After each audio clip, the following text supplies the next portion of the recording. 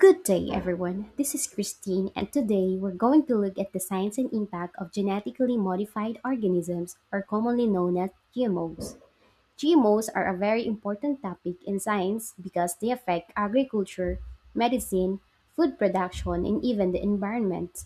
Some people support GMOs because of their benefits, while others are concerned about the risks and ethical issues. In this presentation, I will explain what GMOs are, their history, safety, examples, applications, and the controversies surrounding them. At their most basic level, GMOs are organisms where plants, animals, or microorganisms whose DNA has been changed using genetic engineering. The goal is simple to modify these organisms to express better or more useful traits that wouldn't occur naturally through traditional breeding. For thousands of years, individuals have strived to enhance crops, livestock, and the foods we consume. In the 20th century, scientists discovered a method to modify food more quickly and accurately by altering an organism's DNA. This process, known as genetic engineering, results in genetically modified organisms. The following timeline outlines significant milestones in the evolutions of the GMO food. In 1973, biochemist Herbert Boyer and Stanley Cohen developed genetic engineering by inserting DNA from one bacteria into another. It took two more decades for this science to impact our food. In 1982, FDA approves the first consumer GMO product developed through genetic engineering. It was the human insulin to treat diabetes.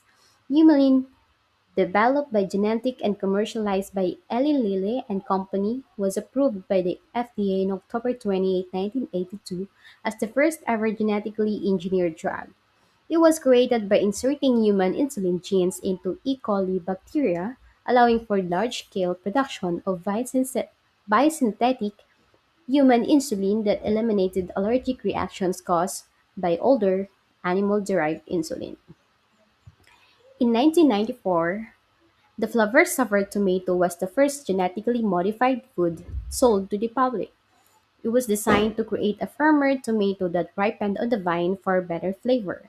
Scientists used antisense technology to inhibit the enzyme responsible for softening the fruit. Although it was popular with consumers for its taste, it failed commercially due to high production cost and shipping issues. The product was withdrawn from shelves in 1997 after Collagen, its developer, was acquired by Monsanto. By the early 2000s, we saw a massive shift toward widespread agricultural adoption. To give you an idea of the scale, by the year 2010, over 15 million farmers across 29 different countries were growing biotech crops commercially. So, what are the common products?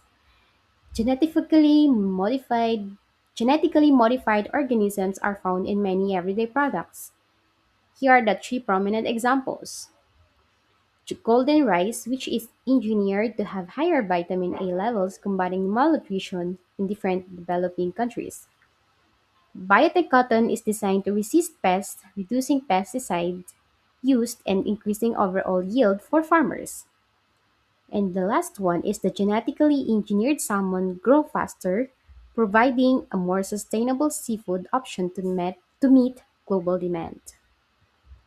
The question is, are GMOs safe to eat? Do GMOs cause cancer or allergies?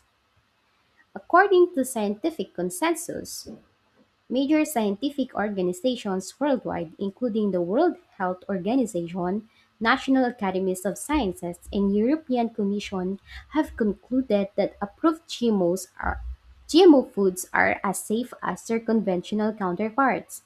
Decades of research involving thousands of studies have found no credible evidence of health risks from consuming GMOs. Regulatory approval process usually takes 7 to 10 years to ensure the safety of the product.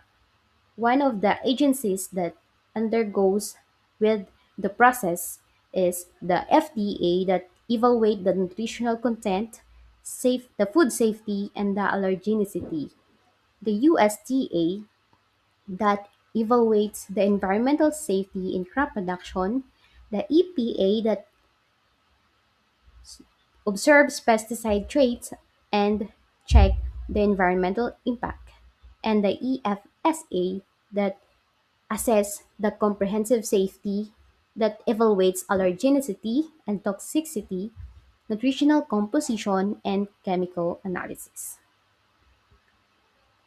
Some of the business applications is in the medical field. They have revolutionized the way we produce insulin and develop vaccines. We are even seeing them in the energy sector where modified corn and algae are being engineered to create more efficient and sustainable biofuels. Also, GMO technology enables farmers to grow crops with higher productivity, drought resistance, and pest tolerance. This translates to reduced agricultural costs, more reliable harvest, and increased profitability for agribusiness companies worldwide. Reputable organizations like WHO, the American Cancer Society, and the National Academy of Sciences assert that GMO foods on the market are safe and pose no greater risk than conventional crops.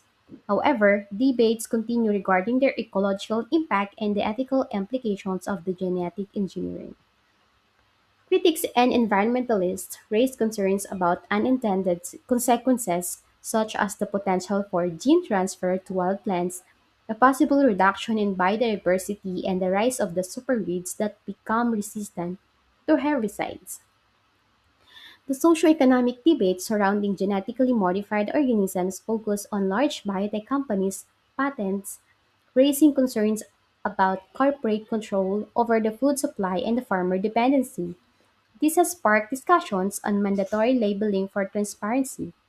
GMOs are powerful tools for food security and medicine, but balancing innovation, environmental safety, and corporate responsibility is crucial. So, the future of GMOs emphasizes precision editing, increased crop biodiversity, and improved traits such as climate resilience and higher nutrition. While current GM crops mainly include staples like soy and maize, the industry is moving toward broader applications to enhance food security and lessen agricultural environmental impact. Thank you for listening.